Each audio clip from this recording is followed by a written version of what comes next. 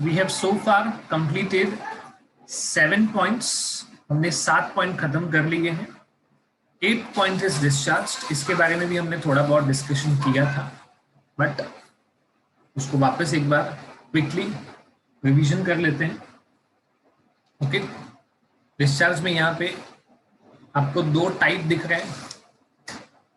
One is a discharge of instrument, other is discharge of one और more parties.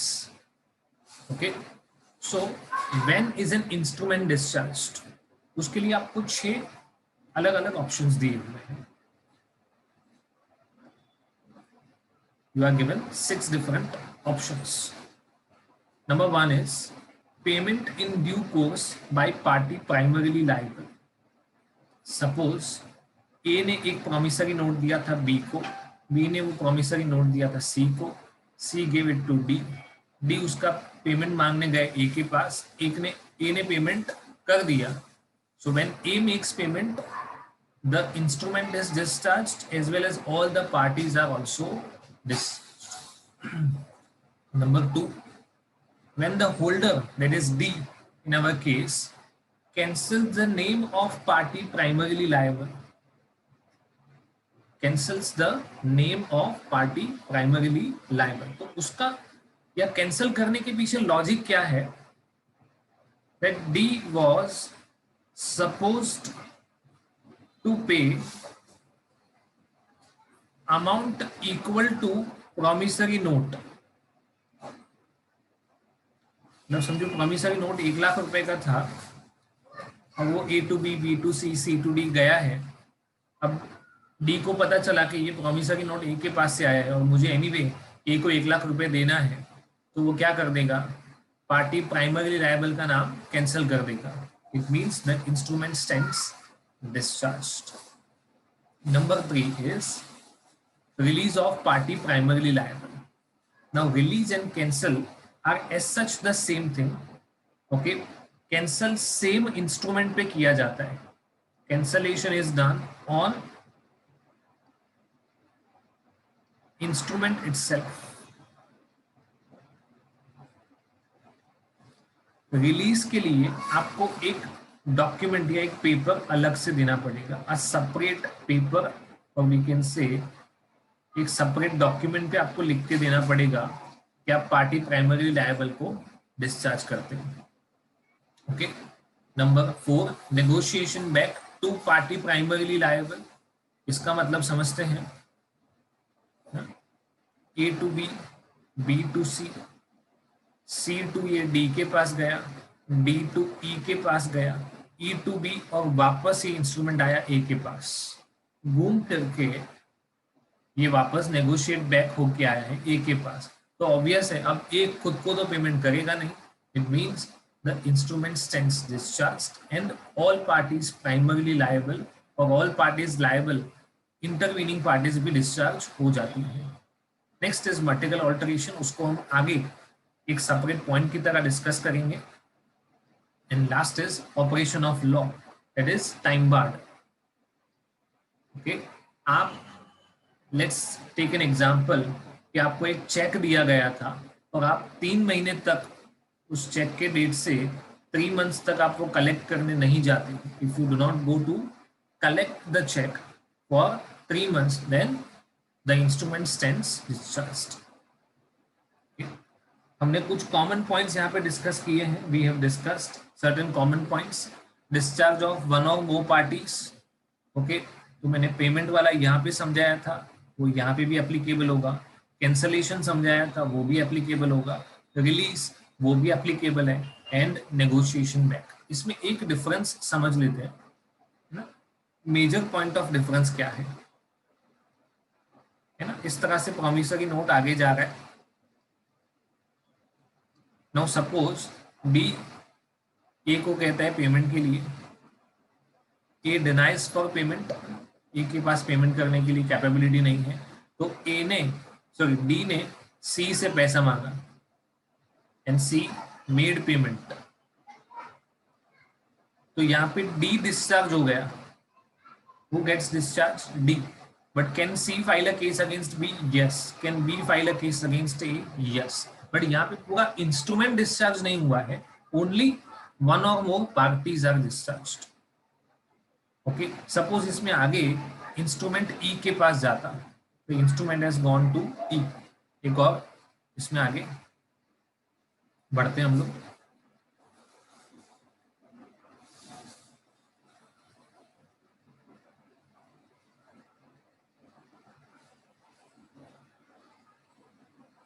Suppose E is a holder in due course, HDC है, तो वो पहले तो जाएगा ए के पास। ओके, और ए अगर पेमेंट नहीं करता है, ए डज नॉट मेक पेमेंट, तो ई किसी के सामने भी केस फाइल कर सकता है। सपोज ई ने सी के सामने केस फाइल किया after giving notice of dishonour, और सी ने पेमेंट कर दिया, सी मेड पेमेंट, तो सी के सब्सिक्वेंट जो भी होंगे वो डिस्चार्ज हो जाएंगे। जिस पार्टी ने पेमेंट किया उसके सब्सिक्वेंट जो भी लोग होंगे वो डिस्चार्ज, माने डी और ए डिस्चार्ज हो गए, but C can file a case against B and B can file a case against A.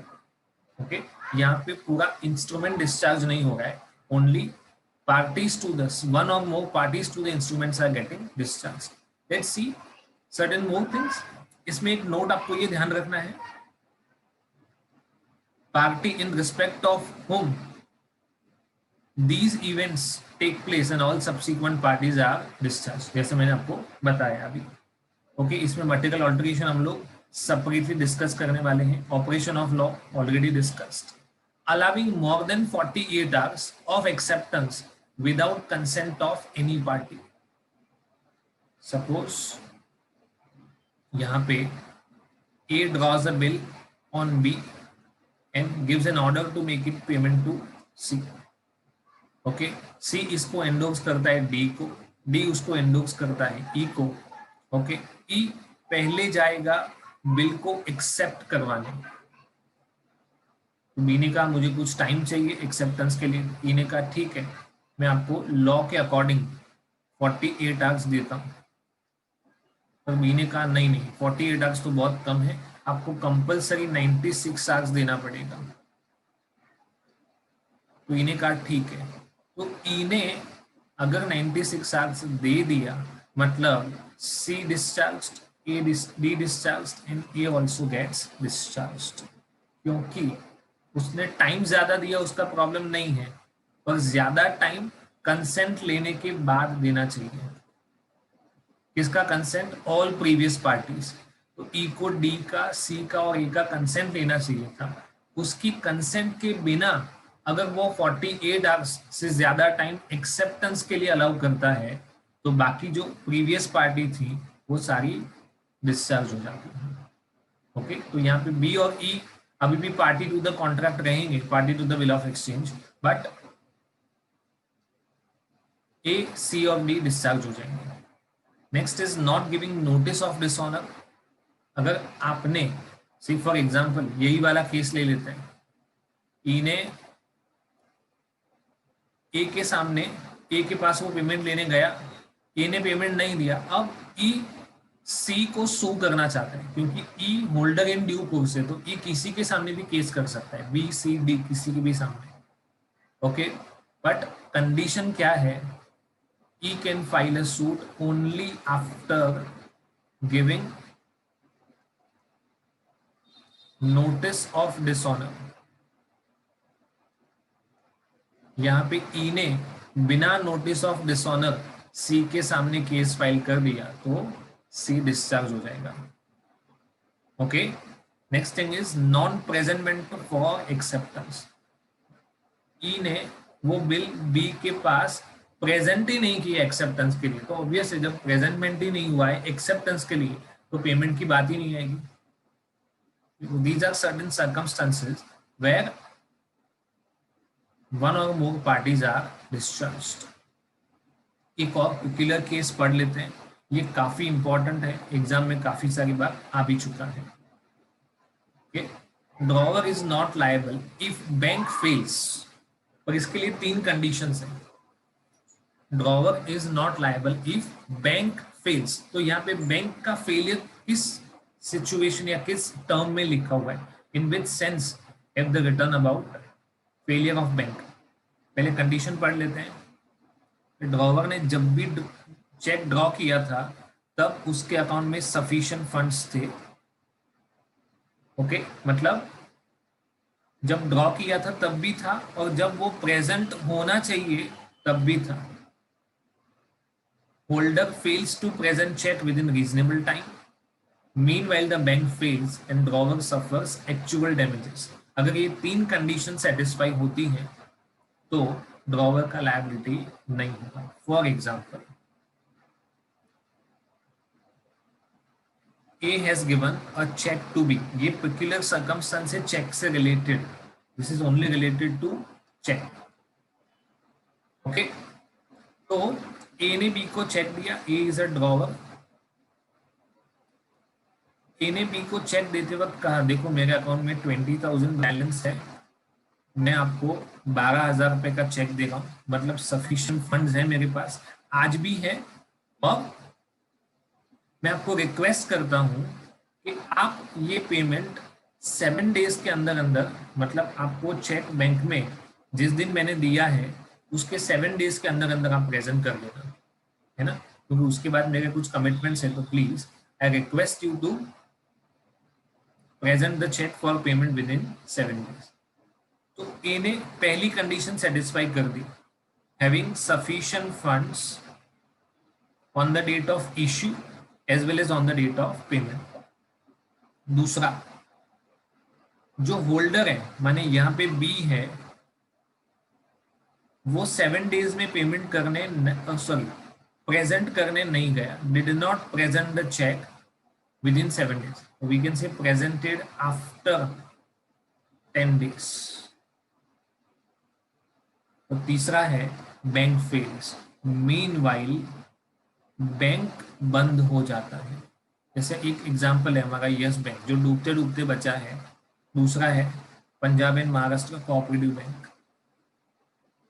Okay, तो अगर ये बैंक ही बंद हो जाता है और इसकी वजह से drawer suffers actual damages, bank बंद हो गया और बैंक ने ए को बोल दिया कि तुम्हारा सारा पैसा गया, अभी तुमको कुछ नहीं मिलेगा, आरबीआई ने भी बोल दिया कि ये बैंक पूरी तरह से डूब चुका है, आपको पैसा नहीं मिलेगा, then drawer will not be liable to make payment to B. But अगर चलो फर्स्ट कंडीशन सेटिस्फाई हो गया, सेकंड भी हो गया, थर्ड के कंडीशन में ऐसा हुआ यस बैंक के अकाउंट में, आपके पास यस बैंक का अकाउंट है, उसमें आपके अकाउंट में 20,000 रुपए पड़े हुए हैं, और हम लोग एक चीज पढ़ चुके हैं, है ना, बैंकिंग कंपनी फाइनल अकाउंट में, दैट अप टू ₹5 लाख आपका इंश्योरेंस रहता है, DICGC, मतलब आपकी 5 लाख रुपए तक की डिपॉजिट सिक्योर्ड है। इन दैट केस भले बैंक बंद हो गया फिर भी आपको किसी भी तरह का लॉस होने वाला नहीं है, नो लॉस, क्योंकि अगर बैंक बंद हो गया तो ये जो DICGC है वो आपको आपके अकाउंट में जितना बैलेंस था अप टू 5 लाख, आपके अकाउंट में तो 20,000 रुपये ही था, तो आपको कभी ना कभी ये 20,000 रुपये मिलने ही वाला है, you are anyway going to get ₹20,000। So first condition satisfy हो गया, सेकेंड कंडीशन सेटिस्फाई हो गया, और थर्ड कंडीशन सेटिस्फाई नहीं हुआ तो ड्रॉवर लायबल होगा। मतलब क्या बैंक बंद हो गया फिर भी बी ए के पास से पेमेंट डिमांड कर सकता है? डेफिनेटली यस, तीनों कंडीशन सेटिस्फाई होनी चाहिए। Okay, that was about cheque. Next देखते हैं qualified acceptance. Normally acceptance unconditional होना चाहिए, अनक्वालिफाइड, बट अगर वो क्वालिफाइड होता है तो पहले देखते हैं कि कब ये क्वालिफाइड होगा।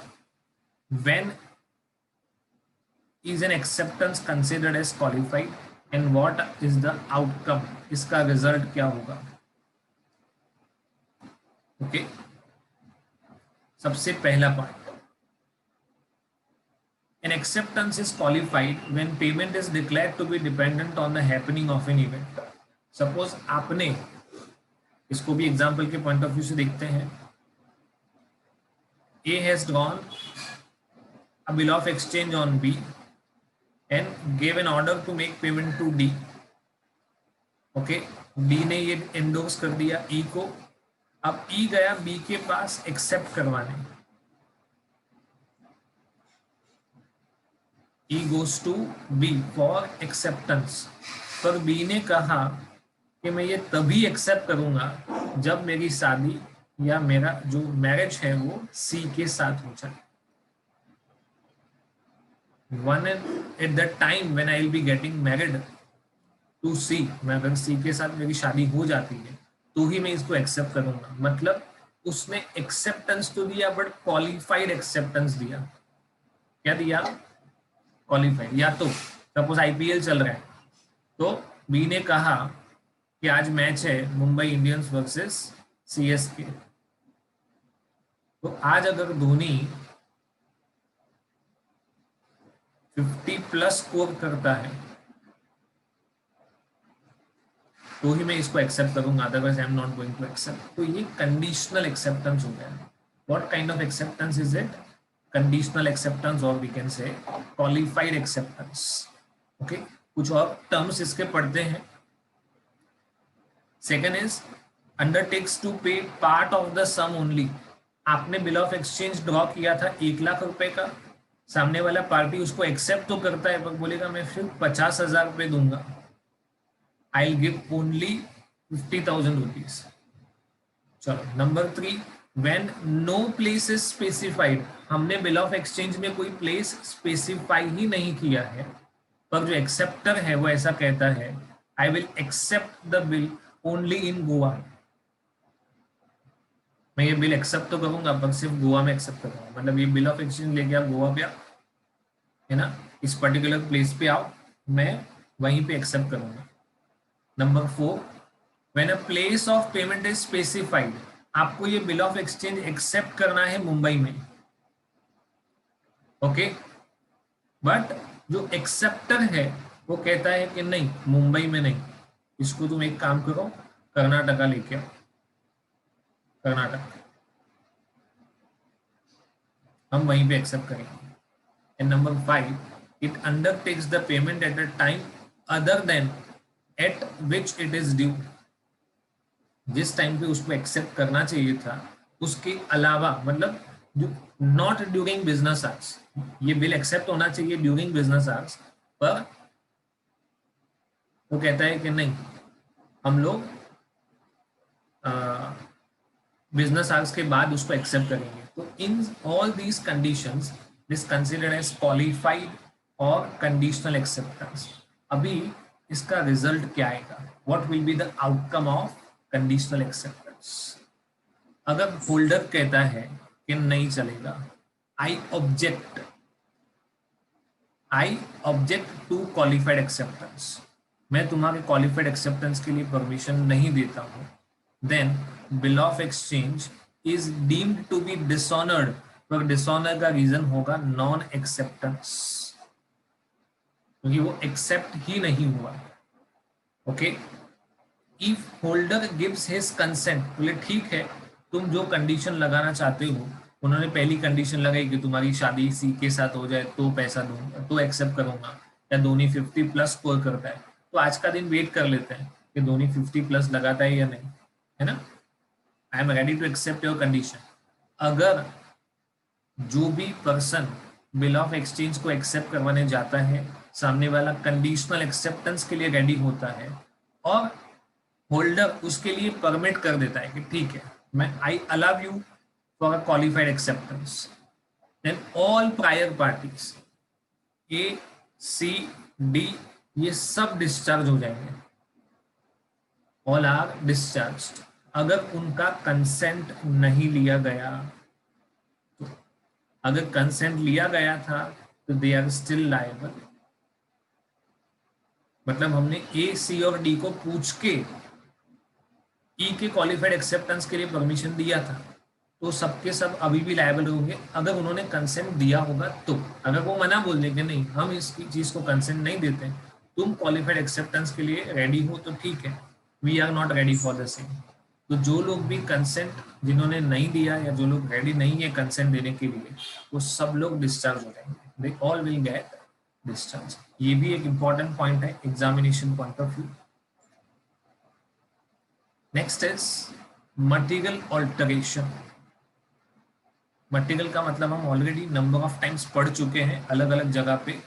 Material का मतलब होगा when there is a significant alteration.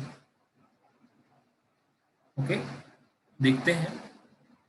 An alteration is called material significant when it alters character or operation, rights and liabilities of any party to the negotiable instrument.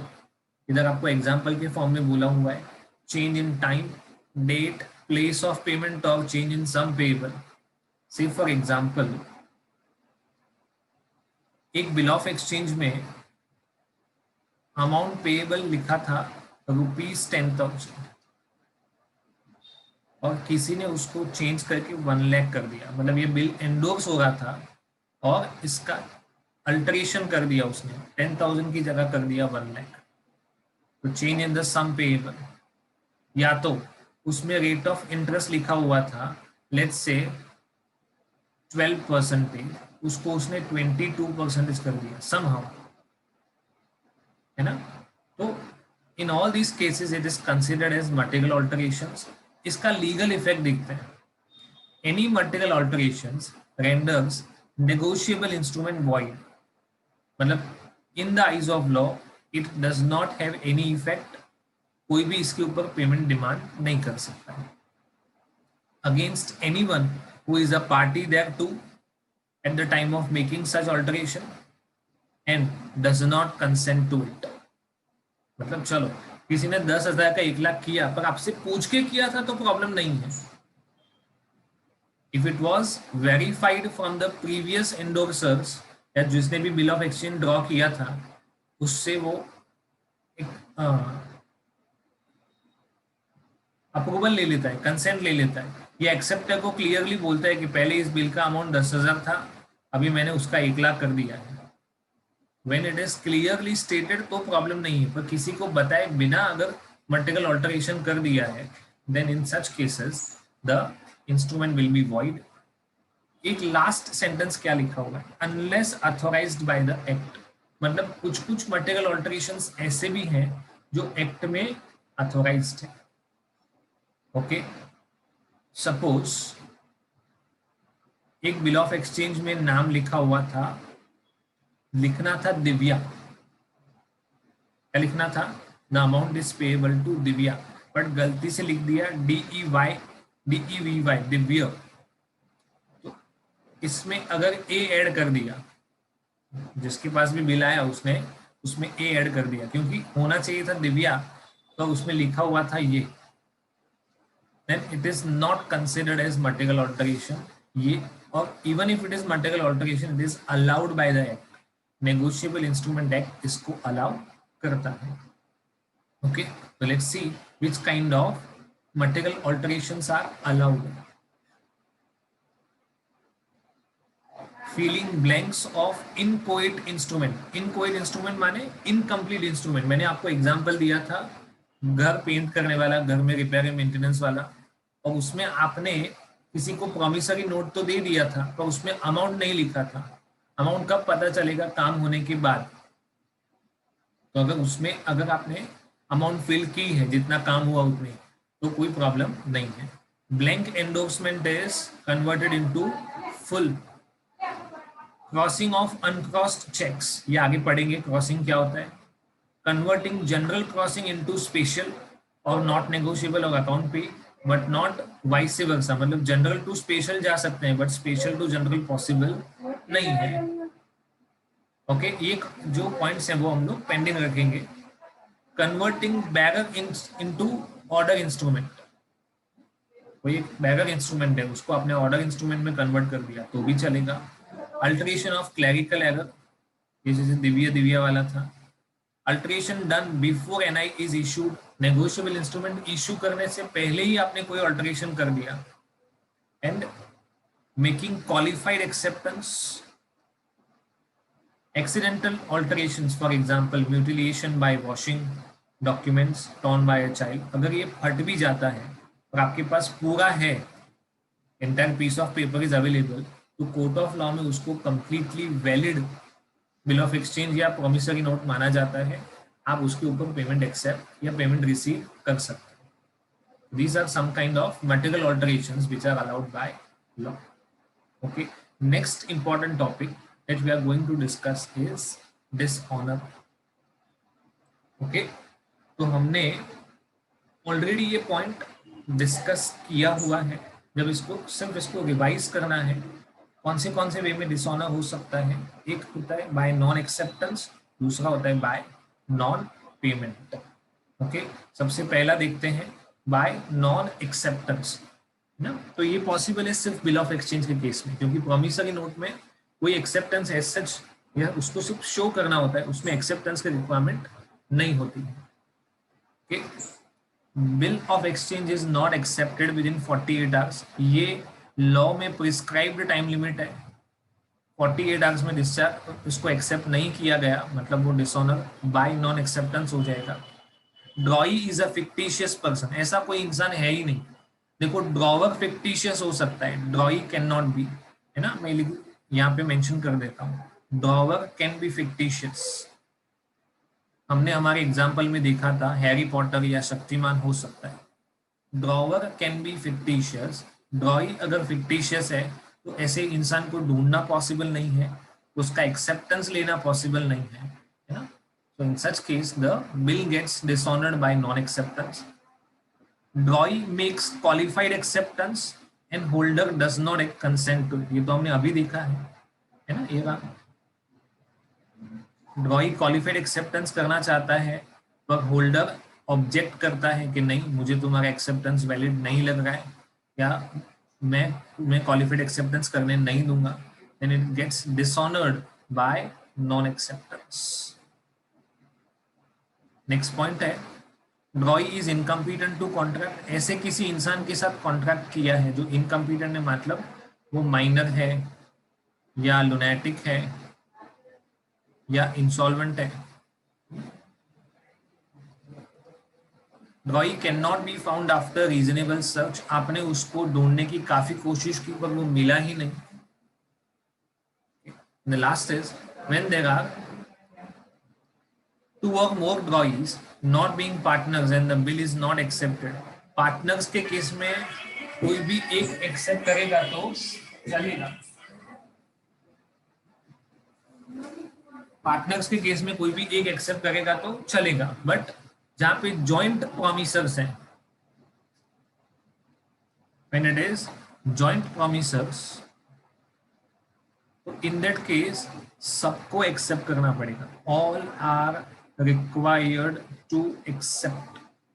अगर इसमें से कोई भी एक मना बोल देता है, it is considered as dishonoured by non acceptance. Next point है dishonour by non payment. Okay, उसको डिस्कस करते हैं। A negotiable instrument shall be dishonored by non-payment if default is made by the following parties. ध्यान रखना है कौन default करेगा तो डिसऑनर माना जाएगा।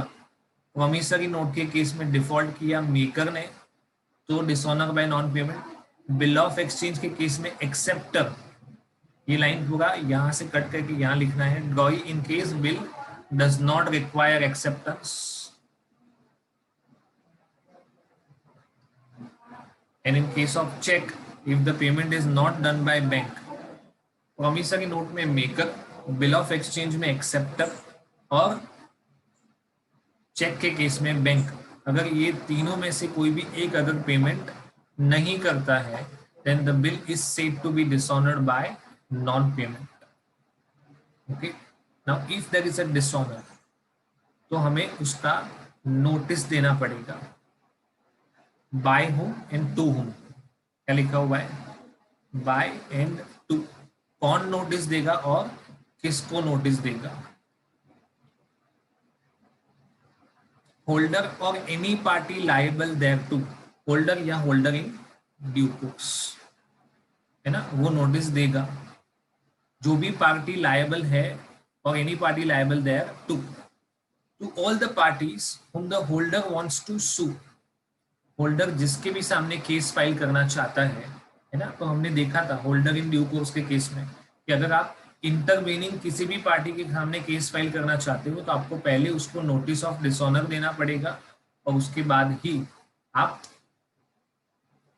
उसके सामने केस फाइल कर सकते हो। Okay, except maker of promissory note, क्योंकि देखो जैसे ही बिल ऑफ जो प्रॉमिसरी नोट है वो आगे आगे एंडोर्स होता जाएगा, A to B to C to D to ई।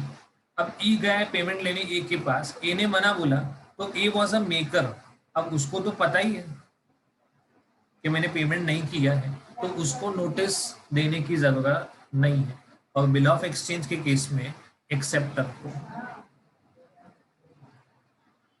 बाकी सारी इंटरवेनिंग पार्टीज को नोटिस देना पड़ेगा। इसके कंटेंट्स क्या होना चाहिए? Disclose the fact of dishonour, and the last part is effects of default. जिसको नोटिस मिलना चाहिए, अगर उसको नोटिस नहीं मिला तो वो पार्टी हो जाएगा डिस्चार्ज, है ना। A to B to C to D गया ए के पास, ए ने पेमेंट नहीं किया, डी बी को सू करना चाहता है तो पहले क्या देना पड़ेगा? Notice of dishonour. अगर डी ने बी को नोटिस ऑफ डिसऑनर नहीं दिया तो बी क्या हो जाएगा? Discharge. Okay, let's see in which cases notice of dishonor is not required. When any party has dispensed with, मना बोल दिया है, I do not want to receive notice of dishonor, मुझे नहीं चाहिए notice of dishonor, case file कर देना है, कर देना। अगर बी ने डी को पहले से ऐसा बोला होता, फैकल्टेटिव एंडोर्समेंट, कैसा एंडोर्समेंट किया था?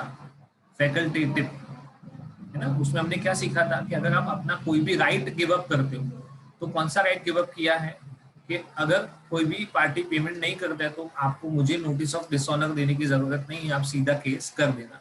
तो उस केस में नोटिस ऑफ डिसऑनर देने की जरूरत नहीं है। When party can not be found after reasonable search, when a party couldn't give notice, उसने काफी कोशिश की थी नोटिस देने का पर वो नोटिस नहीं दे पाए without his own fault. When drawer has countermanded payment, okay, notice to him is not necessary. Countermanded का एग्जांपल क्या लिखेंगे? ए ने बी को चेक दिया है,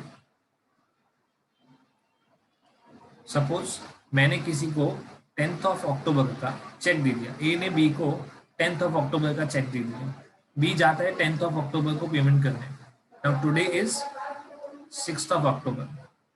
now between these 4 days A bank में जाता है और बोलता है कि ये जो पर्टिकुलर नंबर का जो चेक है इसका स्टॉप पेमेंट कर दो। पहले ए ने पेमेंट किया और ए ने बी को चेक दिया है, बी 10 तारीख को पैसा लेने जाने वाला है, मीनवाइल ए ने क्या किया? इसका स्टॉप पेमेंट करवा दिया।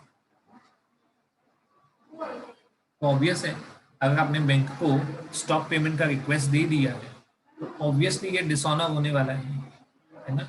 तो इस केस में बी को ए को नोटिस देने की जरूरत नहीं, क्योंकि ए को पता है, ए ऑलरेडी नोस कि इसका पेमेंट होने वाला नहीं है।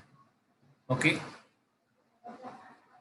when party could not suffer damage for the want of notice, for example, where holder can prove otherwise, that party already knew about dishonor, like check dishonor due to insufficiency of funds। मतलब यहाँ पे same example को continue करते हुए ऐसा लिख सकते हैं, ए ने बी को चेक दिया था पर उसको क्लियरली आइडिया था कि मैं उसको चेक तो 20,000 रुपए का देगा हूँ पर मेरे अकाउंट में सफिशिएंट फंड्स अवेलेबल नहीं है, I do not have sufficient funds available in my account. In such case, B is not required to give notice to A, क्योंकि इस केस में होगा क्या है ना, बैंक ऑलरेडी इसको इन्फॉर्म कर देगा कि आपका चेक डिसऑनर हो चुका है क्योंकि आपके अकाउंट में सफिशिएंट फंड्स नहीं थे। Next is noting and context.